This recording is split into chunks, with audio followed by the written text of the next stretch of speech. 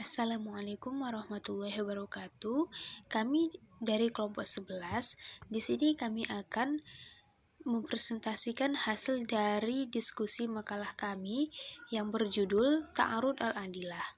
Adapun subjudul dari materi kami itu ada 4, yaitu yang pertama, pengertian Ta'arud al-Adilah, yang kedua, al-jam'u wa at-taufiq dan caranya, yang ketiga, tarjih, dan materi yang keempat, nasik dan mansuk. Adapun anggota kelompok dari kelompok kami, yaitu yang pertama Novita Sari dan yang kedua Filan Afifa, yaitu saya sendiri. Baiklah, tanpa memperlambat waktu, marilah kita masuk ke acara tema, yaitu pembacaan materi pertama dan kedua, pengertian Ta'arud al-Adilah dan al-jam'u wa at-taufiq dan caranya, yang akan saya jelaskan sendiri. Baiklah, di sini saya akan menjelaskan mengenai materi yang pertama terlebih dahulu, yaitu pengertian Ta'arud al-Adilah. Hukum yang tertuang dalam Al-Quran dan Sunnah tidak seluruhnya dikemukakan secara menyeluruh, maka perlu dikaji dan dianalisa untuk memudahkan pemahaman dan penerapan hukum Islam. Pemahaman dan pengkajian itu dilakukan melalui istinbat. Istinbat memiliki arti suatu kegiatan yang dilakukan oleh pakar fikih atau hukum untuk mengungkapkan suatu dalil yang dijadikan dasar dalam menarik sebuah kesimpulan untuk menjawab sebuah persoalan atau menyelesaikan permasalahan.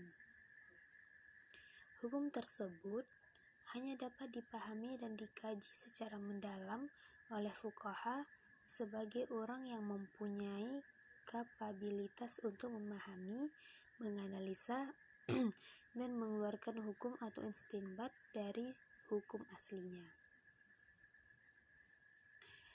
Kata al-ta'arud secara etimologis merupakan kata yang dibentuk dari fi'il madi harodi yang artinya menghalangi, mencegah, atau membandingi. Artinya, menurut penjelasan para ahli bahasa, kata at-ta'arud berarti saling mencegah, menentang, atau menghalangi. Sedangkan secara etimologis, ta'arud yaitu pertentangan dua dalil antara satu dalil yang bertentangan dengan dalil yang lainnya. Dengan demikian, Ta'arud al-Adillah adalah pertentangan antara beberapa dalil tentang suatu masalah tertentu. Misalnya, dalil yang satu menyatakan bahwa perbuatan tersebut wajib dilakukan, sedangkan dalil lainnya menetapkan sunnah. Berkaitan dengan pembahasan Ta'arud al-Adillah, sebenarnya menurut Wahba Zuhaili, tidak ada dalil nas yang saling bertentangan. Adanya pertentangan dalil syara itu hanya menurut pandangan mujtahid, bukan pada hakikatnya. Dalam kerangka pikir inilah, maka ta'arud mungkin terjadi pada dalil-dalil yang qat'i maupun zonni. Baiklah, materi yang kedua yaitu mengenai al-jam'u wa at-taufiq atau kompromi adalah mempertemukan dan mendekatkan dalil-dalil yang diperkirakan berbenturan atau menjelaskan kedudukan hukum yang ditunjuk oleh kedua dalil tersebut, sehingga tidak terlihat lagi adanya kontradiksi atau pertentangan. Ialah yang mengumpulkan antara dua buah hadis yang berlawanan. Imam An-Nawawi, sebagaimana dikutip oleh Hasbi Asy-Syadiki dalam bukunya Pokok-pokok Dirayah Hadis, menyatakan ikhtilaf hadis ialah datangnya dua buah hadis yang berlawanan makna pada lahirnya, lalu ditaufikkan atau dikumpulkan antara keduanya atau ditarjihkan salah satu di antaranya. Apabila kelihatan pertentangan antara dua buah hadis, maka hendaklah berusaha untuk mengumpulkan di antara keduanya, yang disebut mentaufikkan atau menjamakkan. Sebagian ulama menyebutnya talfiqul hadis. Jika dua buah hadis yang berlawanan itu dapat ditaufikkan maknanya, maka tidak dibenarkan hanya mengamalkan salah satu saja, sedangkan yang lain ditinggalkan. Cara-cara mentaufikkannya adalah dengan mentaksiskan hadis yang umum, mentakyidkan hadis yang mutlak, dan ada kalanya dengan memilih sanadnya yang lebih kuat atau lebih banyak jalan datangnya. Dan jika hadis itu bersifat muskil, maka ditakwilkannya.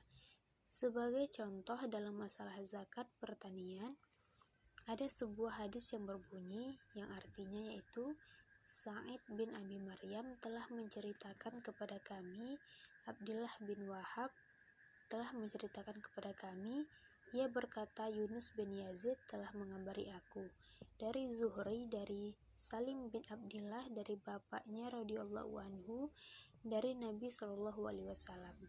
Beliau bersabda, hasil pertanian yang diairi dengan air hujan, dengan mata air atau genangan air alami lainnya, zakatnya 10%, dan yang diairi dengan menggunakan bantuan unta, zakatnya 5%. Hadis riwayat Bukhari. Ada juga hadis yang lain yang artinya Musaddad telah menceritakan kepada kami, Yahya telah menceritakan kepada kami, Malik bahwa Muhammad bin Abdullah bin Abdurrahman bin Abi Sya'ah telah menceritakan kepadaku dari bapaknya, dari Sa'id Al-Khudri radhiyallahu anhu, dari Nabi SAW. Beliau bersabda, tidak wajib zakat pada hasil pertanian yang tidak mencapai 5 wasak. Hadis riwayat Bukhari.